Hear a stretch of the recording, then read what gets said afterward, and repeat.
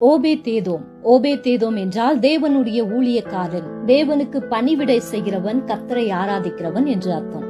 ஒரு லேவியன் காத் கோத்திரத்தாருக்கு கொடுக்கப்பட்ட இடத்துல வாழ்ந்து வந்தார். அதனாலதான் அவர் கித்தியன் என்று அழைக்கப்பட்டார். ஊசா என்பவன் கர்த்தருடைய உடன்படிக்கையை தொட்டான். கர்த்தருடைய கோபம் அவன் மேல் வந்தது. கர்த்தர் அவனை அடித்தார். அதனால அவன் மரித்து போனான். ஆனா இந்த ஓபேதேதோமை மட்டும் தேவன் ஏன் ஆசீர்வதித்தார்? இது அநேகருக்கு எழும்பும் ஒரு கேள்வி. பழைய ஏற்பாட்டில உடன்படிக்கை பெட்டி என்பது தேவனுடைய பிரசன்னத்தையும் அவருடைய சிங்காசனத்தையும் அடையாளப்படுத்தி காட்டினது. அதை எப்படி சுமக்க வேண்டும், எப்படி நடத்த வேண்டும் என்று தேவன் லேவியர்களுக்கு அநேக கட்டளைகளை கொடுத்திருந்தார். ஊசாவும் ஒரு லேவியனாக இருந்தார். கர்த்தருடைய வார்த்தையின்படி யாரெல்லாம் கீழ்ப்படிந்து அதை சரியாய் கடைபிடித்தார்களோ அவர்களை தேவன் ஆசீர்வதித்தார். தேவ வார்த்தைக்கு யார் கீழ்ப்படியாமல் போனார்களோ அவர்கள் மீது கர்த்தருடைய கோபம் வந்தது. அப்படிதான் ஊசாவும் மரித்து போனார். லேவியர்களுக்கு ஏராளமான பொறுப்புகளை தேவன் கொடுத்திருந்தார். அவர்கள் பலிகளை செலுத்த வேண்டும், பரிசுத்தத்தை காத்து கொள்ள வேண்டும், பயபக்தியுடன் கர்த்தரை ஆராதிக்க வேண்டும் என்று அதை சரியாய் கடைபிடித்தபடியினால இந்த குடும்பம் தேவனால் ஆசீர்வதிக்கப்பட்டது. ஓபேதேதோம் வீட்டில தேவனுடைய பிரசன்னத்திற்கு அவர்கள் இடம் கொடுத்தாங்க. தேவ பிரசன்னம் அவங்க வீட்டில வந்து தங்கியிருந்தது.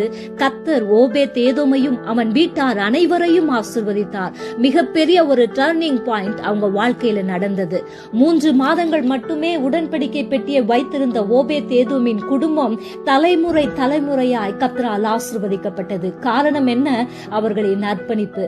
பின்னாட்களில அவர்கள் தேவாலயத்துல கர்த்தருக்கு ஊழியம் செய்தார்கள் என்று நம்ம வேதத்துல வாசிக்கிறோம். அதே போல நம்முடைய இருதயத்திலும் நம்முடைய குடும்பங்களிலும் நம்முடைய வாழ்க்கையிலும் கர்த்தருடைய பிரசன்னத்திற்கு நாம இடம் கொடுக்கும் போது ஜபங்கள், துதிகள், ஆராதனைகள், வேத வாசிப்பின் மூலமாய் நாம் அவர் சமூகத்தை அணுகும் போது பிரசன்னமான தேவனுடைய வழி நடத்துதல நம்முடைய வாழ்க்கையில எங்கும் எல்லா பகுதிகளிலும் தெளிவாக நாம உணர முடியும். கர்த்தர் உங்க வாழ்க்கையில காணப்படுகிற சூழ்நிலைகளை ஒரு நொடி பொழுதுல மாற்ற முடியும் என்பதற்கு ஓபேதேதோம் ஒரு நல்ல சாட்சியாக நிற்கிறார். தேவன் நமக்குள்ள தங்கி இருக்க வேண்டுமானால் பரிசுத்தம் மிக மிக அவசியம். நம்மை ஆண்டவருக்காக வாழ அர்ப்பணிப்போம். ஓபேதேதோமின் ஆசீர்வாதங்களை ஜனங்கள் எப்படி எல்லாரும் பார்த்தாங்களோ அதே போல உங்க வாழ்க்கையிலும் தேவன் உங்களை ஆசீர்வதிக்கிறத எல்லாரும் பார்க்கும்படிக்கு தேவன் கிருபை செய்வாராக. தேவன் விரும்புகிற ஆராதனை எது தெரியுமா? பரிசுத்தமும் அர்ப்பணிப்பும் கீழ்ப்படிதலும் தியாகமும் நிறைந்த ஆராதனை தேவன் விரும்புகிறார். அதை நாம சரியாய் செய்வதற்கு நம்மை நாமே ஒப்பு கொடுப்போம். நாம் நிச்சயமாய் தேவனால் ஆசீர்வதிக்கப்படுவோம். அன்றைக்கு ஓபேதேதோமை விட நாம் இன்றைக்கு அதிகமாய் ஆசீர்வதிக்கப்பட்டவர்கள் என்பதை மறந்து போகக்கூடாது. நாம எந்த நேரமும் எப்பொழுதும் எல்லா இடங்களிலும் கர்த்தருடைய பிரசன்னத்தை உணர முடியும்.